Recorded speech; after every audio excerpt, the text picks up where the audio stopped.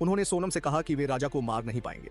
इसके बाद सोनम ने उन्हें कहा कि मैं तुम्हें 20 लाख रुपए दूंगी। सोनम ने खुद राजा को धक्का दे दिया और उसे खाई में फेंक दिया। राजा रघुवंशी की हत्या पत्नी के सामने ही की गई। सोनम ने आरोपियों से चीख कर कहा, मार डालो इसे। उसने पहले ही तय कर लिया था कि शादी के बाद राजा को मारकर राज के साथ रहने लगेगी। राज ने आरोपियों को 50,000, एक कीपैड, एक एंड्रॉइड मोबाइल और नई सिम दिलाई। और फोन से सोनम शिलांग जाने के बाद तीनों के संपर्क में रही थी। यहाँ पर राजा के अंतिम संस्कार में भी शामिल हुआ। तमाम आरोपियों को पल पल की लोकेशन दे रही थी। एक विशाल चौहान ने राजा के सिर पर पीछे से हमला किया था। राजा रघुवंशी की हत्या पत्नी के सामने ही की गई। मारते वक्त पत्नी चिल्लाई कि मार दो इसे। आरोपी राजा की हत्या से पहले थके हुए थे, पर सोनम ने कहा 20 लाख रुपए दूंगी, मारना तो पड़ेगा। Raja Sonam Raghuvanshi murder mystery honeymoon couple. Indore के राजा रघुवंशी और सोनम के केस में कई बड़े खुलासे हुए हैं। राजा की हत्या की मास्टरमाइंड उसकी पत्नी सोनम ही निकली है। पुलिस ने सोनम के साथ 4 आरोपियों को गिरफ्तार किया है। इंदौर पुलिस सूत्रों के अनुसार पूछताछ में आरोपियों ने जो कहानी बताई है वह बेहद खौफनाक है। इसमें पता चलता है कि सोनम ने कितनी साजिश के साथ राजा की हत्या की योजना बनाई थी। सोनम और राज के बीच 5 महीने से प्रेम प्रसंग चल रहा था। राज ने कबूल किया कि सोनम से अफेयर 4 से 5 माह का था। पिता के हार्ट पेशेंट होने से सोनम लव मैरिज नहीं कर पा रही थी। पिता समाज में शादी करना चाहते थे, इसलिए उसने राजा से शादी को हां कर ली थी। उसने पहले ही तय कर लिया था कि शादी के बाद राजा को मारकर राज के साथ रहने लगेगी। सोनम ने राज से कहा था कि जब मैं विधवा हो जाऊंगी फिर तुम मुझसे शादी कर लेना, तब मेरे परिवार वाले भी हमारी शादी के लिए मान जाएंगे। 16 मई को रची गई हत्या की साजिश।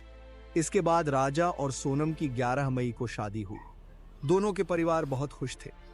सोनम भी परिवार में घुल मिल गई और कभी अपनी साजिश का शक नहीं होने दिया। 16 मई को सुपर कॉरिडोर के कैफे में राजा की हत्या की साजिश रची गई। प्रेमी राज ने दोस्त विशाल चौहान, आकाश राजपूत और आनंद कुर्मी को साथ में लिया। उसी रात 6 घंटे तक फोन पर सोनम को हत्या की पूरी योजना समझाई गई। हत्या के पहले राज ने आरोपियों को 50,000, एक कीपैड, एक एंड्रॉइड मोबाइल और नई सिम दिलाई। ये सब चीजें आरोपियों ने सोनम को दे दी। इसी नंबर और फोन से सोनम शिलांग जाने के बाद तीनों के संपर्क में रही थी। राज इंदौर से ही दे रहा था निर्देश। प्रेमी राज को जब सोनम ने 22 मई को शिलांग के लिए निकलने की बात कही तो राज ने आरोपियों के टिकट कराए, लेकिन एन वक्त पर खुद ने जाने से मना कर दिया। राज इंदौर से ही तीनों को डायरेक्शन देता रहा।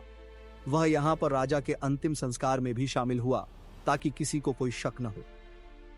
सोनम से 1 किलोमीटर दूर ही ठहरे थे आरोपी। आरोपियों ने बताया कि वे राज के कहने पर ही शिलांग आए।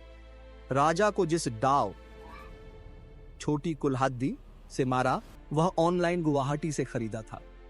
आरोपी उनके होम स्टे से 1 किमी दूर ही ठहरे थे। सोनम आरोपियों को पल पल की लोकेशन दे रही थी। यहां पर किराए की बाइक ली और राजा सोनम के पीछे घूमने लगे। अपरा एकादशी व्रत वाले दिन की हत्या। 23 मई की दोपहर 1:30 पर राजा की हत्या की गई। 23 मई को सोनम ने अपरा एकादशी व्रत किया था। यह बात उसने फोन पर अपनी सास को भी बताई थी। मान्यता है कि यह व्रत पापों से मुक्ति और मनोकामना पूर्ण करने के लिए किया जाता है, लेकिन सोनम ने इसी दिन हत्या को अंजाम दिया। दोपहर में सोनम फोटोशूट के बहाने राजा को सुनसान जगह ले गई। आरोपियों ने पुलिस को यह भी बताया कि पहाड़ी पर चढ़ाई बहुत थी और पीछा करने में ही वे बहुत थक गए थे। उन्होंने सोनम से कहा कि वे राजा को मार नहीं पाएंगे। इसके बाद सोनम ने उन्हें कहा कि मैं तुम्हें 20 लाख रुपए दूंगी। इसके बाद आरोपियों ने राजा को मारने का तय कर लिया। जब आरोपी राजा और सोनम के पास पहुंचे तब राजा को इस बात की बिल्कुल भी भनक नहीं थी। एक आरोपी आकाश राजपूत इस दौरान एक दूसरी किराए की बाइक से वहां निगरानी कर रहा था। आकाश बार बार उस रूट पर यह देख रहा था कि वहां कोई आ तो नहीं रहा है। खाई में फेंकते समय जिंदा था राजा। जब आरोपियों ने राजा के पास जाकर उस पर हमला किया तो उसने मुकाबला भी किया, लेकिन सीने व सिर पर गंभीर घाव से वह टूट गया। पुलिस ने बताया कि 4 आरोपियों में से एक विशाल चौहान ने राजा के सिर पर पीछे से हमला किया था। उस दौरान सोनम ने आरोपियों से चीख कर कहा, मार डालो इसे। आरोपियों ने बताया कि खाई में फेंकने तक वह जिंदा था।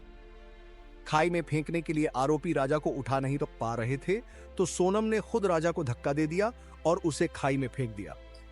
आरोपियों ने बताया कि इससे आधे घंटे पहले ही सोनम ने अपनी सास से बात की थी। सोनम ने राजा के पर्स से ही दिए आरोपियों को रुपए। हत्या के समय सोनम ने आरोपियों को 15,000 रुपए दिए। इस पर आरोपियों ने नाराजगी जताई तो बोली, जल्द ही पूरा पैसा मिल जाएगा। यह 15,000 रुपए भी सोनम ने राजा के पर्स में से निकालकर ही दिए थे। इसके बाद आरोपी राजा और सोनम की एक्टिवा 25 किलोमीटर दूर छोड़ आए। सोनम ने फोन तोड़कर फेंक दिए। जब राज कुशवाहा पकड़ा गया तब टूटी सोनम। इसके बाद सभी आरोपी अपने अपने घर के लिए ट्रेन से रवाना हो गए। सोनम अकेली वाराणसी गई। यहां बस स्टैंड पर 2 लोग उसे छोड़ने गए।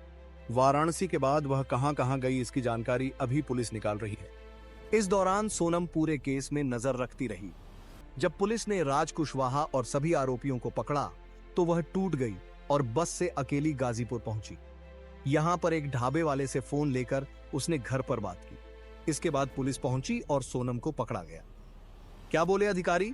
इस मामले में मेघालय के एसआईटी चीफ हरबर्ट पिन्यायद खरकोनगोर ने कहा कि हमारी टीम अपने अपने एरिया में सबूत इकट्ठा किए हैं। सारे सबूतों को इकट्ठा करने पर पता चला कि ये एक साजिश थी। सोनम इसकी मुख्य किरदार है। वहीं मेघालय के ईस्ट खासी हिल्स के एसपी विवेक सीएम ने कहा है कि हमें यकीन हो गया कि इसमें सोनम का हाथ है, तभी हमने अपनी 2 टीमों को एमपी और यूपी रवाना किया। हमने जो सबूत इकट्ठा किए हैं उसके आधार पर हम सोनम से पूछताछ करेंगे। राजा की हत्या के बाद वह कहां कहां गई यह पूछताछ के बाद ही पता चलेगा। वहीं इस मामले में मेघालय के गृह मंत्री प्रेस्टोन टेंसांग ने एक मीडिया इंटरव्यू में कहा है कि अगर यह लूट का केस होता तो आरोपी सोनम जिंदा क्यों छोड़ते। अगर आपको यह पूरी कहानी चौंकाने वाली लगी हो तो वीडियो को लाइक जरूर करें, अपने विचार नीचे कमेंट में बताएं और ऐसी ही क्राइम स्टोरीज के लिए द माहौर शो को अभी सब्सक्राइब करें और बेल आइकन दबाएं ताकि अगली कहानी आपसे मिस न हो।